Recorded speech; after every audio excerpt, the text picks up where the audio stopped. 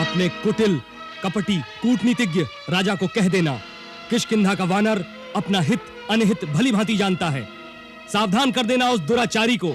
उससे मित्रता नहीं शत्रुता करके उसके दुष्कर्म का दंड देने के लिए किष्किंधा का एक एक वानर सैनिक उतावला हो रहा है। हमारी और उसकी मित्रता की कोई संधि नहीं है। हमारी संधि केवल श्री राम से है, और वो संधि केवल इस लोक की नहीं परलोक की भी है, क्योंकि वही तीनों लोकों के स्वामी स्वयं भगवान है। रावण से कहना श्री राम को अब भी पहचान ले। जो सबको भवसागर से पार ले जाते हैं, वह हमें समुद्र से पार नहीं ले जाएंगे क्या?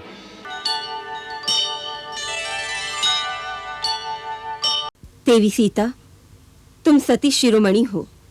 तुम्हारी पति भक्ति को देखकर मैं तुम्हारी भक्त हो गई हूँ।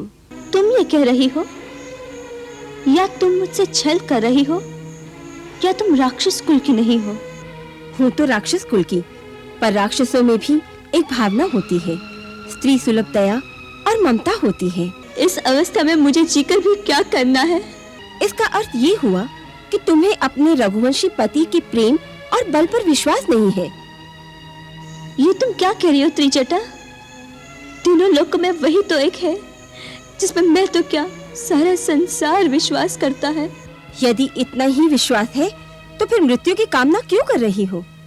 जिस पापी ने तुम पर अत्याचार किया उसका अंत अपनी आंखों से नहीं देखोगी?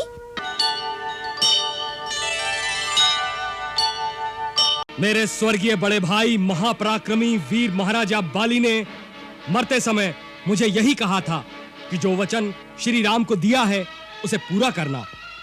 आज यदि मैं तुम्हारा परामर्श मान लूं तो मेरे परम वीर भैया और परम प्रकाशवान लोकों में विचरने वाले मेरे पिता भगवान सूर्य मुझे एक ही बात कहेंगे, धिक्कार है सुग्रीव, धिक्कार है तुझ पर।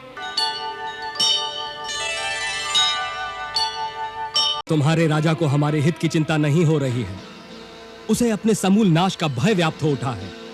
वो जानता है कि श्री राम प्रभु के साथ सुग्रीव का सैन्य बल नहीं, सर्वनाश की भीषण लपटें लंका को भस्म करने के लिए लपक रही हैं। यह वो जान गया है, इसीलिए उसने फूट डालने की कुटिल कूटनीति की चाल चली है। आप मेरे महाराज को गलत समझ रहे हैं कपीश, तनिक विचार कर देखिए। चुप रहो दूत।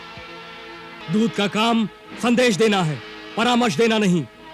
दूत बनकर ना आते तो तुम्हारी गर्दन उड़ा दी जाती। तुम्हारे राजा ने हमारी कर्तव्य परायणता और हमारी भावनाओं का अपमान किया है। लंकेश ने इस भावना से नहीं कहा महाराज। चुप रहो। जिस प्रकार अपने नरेश का संदेश लेकर आए हो उसी प्रकार संदेश का प्रत्युत्तर जाकर उन्हें सुना दो। जो आज्ञा महाराज।